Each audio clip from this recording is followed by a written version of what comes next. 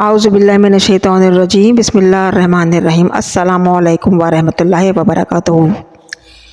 ये 10 अप्रैल 2019 का एक तारीख़ी यादगार दिन था जब माहिरीन फ़ल्कियात ने तवील मुद्दत के बाद एक सहरज़दा और हैरत ज़दा ब्लैक होल की पहली तस्वीर लेने में वो कामयाब हो गए थे। ये तस्वीर नासा की तरफ से रिलीज़ की गई थी और नासा का दावा है कि अब तक दरियाफ्त होने वाले तमाम ब्लैक होल्स में से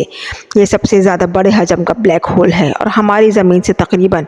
5 करोड़ 5 लाख लाइट ईयर्स के फासले पर वाक़या है। यानी आसान लफ्ज़ों में अगर हम इसका को डिफ़ाइन करें तो अगर हम लाइट की स्पीड से ट्रैवल करें तो हमें वहाँ तक पहुँचने के लिए 5 करोड़ 50 लाख साल लगेंगे। आज की वीडियो इस ब्लैक होल और सफ़र मेराज और सिदरतुल मुंतहा के बेरी के दरख्त से जुड़ी हुई है। वीडियो में आगे बढ़ने से पहले मैं आपसे लाइक, सब्सक्राइब और कमेंट्स की दरख्वास्त गुजार हूँ। शुक्रिया। आज की वीडियो में ब्लैक होल के बारे में कुरानी आयात, मौज़ज़ात और साइंस के नज़रिए के साथ साथ कुरान की हक़ानियत को भी सामने लाएंगे कि आज से 1400 साल पहले कुरान ने ब्लैक होल के बारे में अपने सूरतों के ज़रिए इशारे दे दिए थे जिसको साइंस इतने हज़ार साल बाद समझ पाई। हमारी लामहदूद कायनात इंसान की मुमकिन सोच से भी ज़्यादा वसी और पुरअसरार है। 21वीं सदी की जदीद टेक्नोलॉजी और जदीद वसाइल इंसानी कायनात का महज 0.1% का हज़ारवां हिस्सा भी दरियाफ़्त नहीं कर पाए हैं और इस पर साइंस अभी तक यही कहती है कि वो कहाँ से शुरू करे और कहाँ ख़त्म करे। बेशक हमारे अज़ीमुश्शान कायनात अल्लाह ताला की बेमिसाल तख्लीक है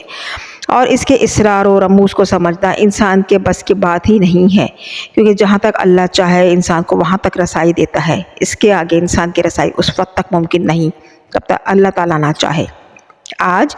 ब्लैक होल्स के बारे में जो असल में कायनात में मौजूद बड़े बड़े सुराख हैं, इनमें इतनी कशिश होती है कि पूरे के पूरे सितारों को निगल लेते हैं, हत्ता कि रोशनी भी इनके पास से गुजर नहीं सकती, ये उसे भी एब्जॉर्ब यानी जज़्ब कर लेते हैं। कायनात में जहाँ भी ब्लैक होल्स होंगे वहाँ हर तरफ तारीकी ही तारीकी होगी कि जिस कहकशां में हम रहते हैं यानी मिल्की वे असल मरकज़ भी ब्लैक होल में ही मौजूद है, जिसकी कशिश की बदौलत हमारी पूरी कहकशां इसके इर्द गिर्द घूम रही है। आज की साइंस इस नतीजे पर नहीं पहुंची कि ब्लैक होल्स कायनात के एक सिरे से दूसरे सिरे या एक कायनात से दूसरे कायनात में जाने का वाहिद रास्ता है, मगर इनकी रसाई मुमकिन नहीं। इन ब्लैक होल्स की आखिर 1400 साल पहले कुरान पाक में हकीकत कैसे बयान कर दी गई। साइंसदान आज भी इस बात पर अंगिश्ते बदंदा हैं और साइंस का हर राज और हर चीज़ का प्रूफ पाने के लिए वो मुसलमानों की मुक़द्दस किताब कुरान मजीद, फ़ुरक़ान हमीद में इसका प्रूफ तलाश करते हैं। कुरान पाक में वाज़ेह तौर पर ब्लैक होल्स का ज़िक्र मौजूद है और बताया जाता है कि ब्लैक होल्स दरअसल एक आसमान से दूसरे आसमान से जाने तक का रास्ता है। अरबी में रास्ते को तरीक़ कहते हैं और तरीक़ लफ्ज़ तारिक से निकला है और इसी नाम से मंसूब सूरह तारीक है। इसका मतलब खटखटाना। इस सूरत में रब्बे करीम फरमाते हैं कि तर्जुमा, आसमान और तारिक की कसम, और तुम्हें क्या मालूम कि तारिक क्या है,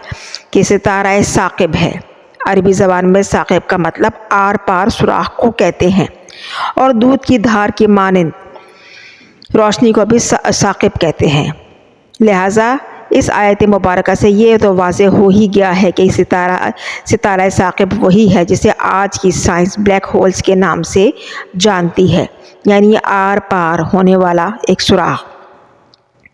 इसके अलावा सूरह वाक़िया में भी अल्लाह रब्बुल इज़्ज़त इन ब्लैक होल्स की मौजूदगी के बारे में इरशाद फरमाते हैं कि मैं कसम खाता हूँ सितारों के डूबने की जगह, और अगर तुम जान सकते हो तो ये बहुत बड़ी कसम है। अब हम सूरह नजम का तज़किरा करेंगे जिसमें वाज़ेह तौर पर ब्लैक होल्स का तज़किरा किया गया है और साइंसदान इसी सूरत के ज़रिए उस चीज़ को प्रूफ की सूरत में लेकर आ चुके हैं कि हाँ वाकई में ब्लैक होल्स का वो तसव्वुर है। ब्लैक होल्स का सफ़र मेराज और सिदरतुल मुंतहा से क्या कनेक्शन है? اس بات کو ہم حتمی طور پر کسی بھی بلیک ہولز دوسری دنیا میں جانے کا راستہ بیان کر سکتے ہیں یا نہیں، جس کی در حقیقت بیری کے جو بلیک ہول ہے اس کی شکل در حقیقت میں جو سائنسدانوں نے ریلیز کی ہے وہ بیری کے درخت سے متشابہ ہے۔ قرآن پاک تو 1400 سال پہلے ہی تحقیق کے راستے کھول دیے تھے۔ ماہرین فلکیات آج بلیک ہول کی شکل کچھ یوں ڈیفائن کرتے ہیں کہ یہ ایک بالکل بیری کے درخت کی جیسا خلا میں قائم ہے، جس کا ابتدائی حصہ انتہائی باریک ہے، یعنی درخت کے تنے جیسا ہے، اور درخت کے سر کی طرح اوپر آگے جا کے پھیل جاتا ہے، جیسے بیری کا درخت اوپر سے پھیلا ہوا ہوتا ہے۔ یہ خلا کا سب سے تاریک حصہ ہے۔ قرآن پاک میں اس کے بارے میں اشارہ دیا گیا تھا اور اس کو عام آنکھ سے نہیں دیکھا جا سکتا۔ اس مقصد کے لیے سورہ نجم کی آیت مبارکہ نمبر 16 میں آپ رجوع کر سکتے ہیں۔ اسی طرح سورہ نجم کی آیت نمبر 17 اور 18 میں رب حق تعالیٰ ارشاد فرماتے ہیں کہ آنکھ کسی طرف نہ گری اور نہ اپنی حد سے آگے بڑھی، بے شک آپ صلی اللہ علیہ وآلہ وسلم نے اپنے رب کی بہت بڑی نشانیاں دیکھیں۔ سائنسدان ان آیات سے متعلق اس نتیجے پر پہنچے ہیں کہ رسول پاک صلی اللہ علیہ وآلہ وسلم دراصل بلیک ہولز میں ہی سفر معراج طے کر کے گئے تھے اور اس کو براہ راست دیکھا تھا، کیونکہ قرآن کریم میں بلیک ہولز کی شیپ سے متعلق یہاں بھی بیان کیا ہے کہ اس کا انٹری پوائنٹ ایک کیوب کی مانند ہے اور سر پھیلا ہوا ہے۔ سورہ نجم کی آیت نمبر 12 سے 16 تک میں اللہ تبارک تعالیٰ فرماتے ہیں کہ کیا تم ان کے دیکھے ہوئے مناظر پر جھگڑتے ہو؟ انہوں نے وہ جلوہ ہوتے ہوئے دوبارہ دیکھا ہے سدرۃ المنتہا کے پاس، اس کے پاس جنت الماوا ہے، جب سدرہ میں نور چھایا ہوا ہے۔ اگر بلیک ہولز کی ساخت پر نظر دوڑائی جائے تو یہ بالکل بیری کے درخت جیسا دکھتا ہے۔ سائنسدان اس بات پر متفق ہے بلیک ہول سے کوئی بھی چیز واپس نہیں آتی، کوئی بھی انرجی بلیک ہولز میں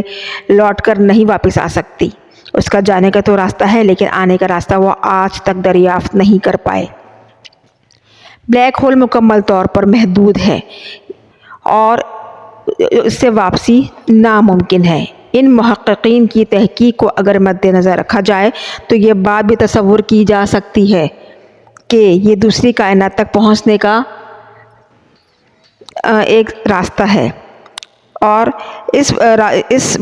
تھیوری کو سائنسدان اسٹیو ہاکنگ نے جدید تحقیق دان جارج اور گیلڈ اور ہافک نے اس دعوے کو سپورٹ کیا کہ اپنی تھیوری میں انہوں نے کہا کہ ہو سکتا ہے کہ بلیک ہول سے باہر نکلنے کا کوئی راستہ بھی ہو، یعنی انہوں نے یہاں پر بھی ہو سکتا ہے کا لفظ یوز کیا ہے، ڈاؤٹ یوز کیا ہے کہ آپ وہاں پر جا تو سکتے ہیں لیکن آنے کا راستہ شاید آپ کو نہ ملے۔ اللہ تبارک تعالیٰ سے بڑی سپر پاور کون سی ہو سکتی ہے؟ تو کیا پھر یہ ممکن نہیں کہ اللہ تبارک تعالیٰ نے رسول خدا صلی اللہ علیہ وآلہ وسلم کو بلیک ہول کے ذریعے سفر معراج کروا کر وہ لے جا بھی سکتے ہیں، تو واپس اسی کائنات میں آپ کو اسی راستے سے لا بھی سکتے ہیں، کیونکہ اللہ کے ہاتھ میں تو کچھ بھی ناممکن نہیں۔ اگر ہم رسول خدا صلی اللہ علیہ وآلہ وسلم کے سفر معراج پر طائرانہ سینے کا دوڑائیں تو ہم دیکھتے ہیں کہ سورہ نجم میں قرآن کریم ستاروں کے ٹوٹنے کی قسم کھاتا ہوا نظر آتا ہے۔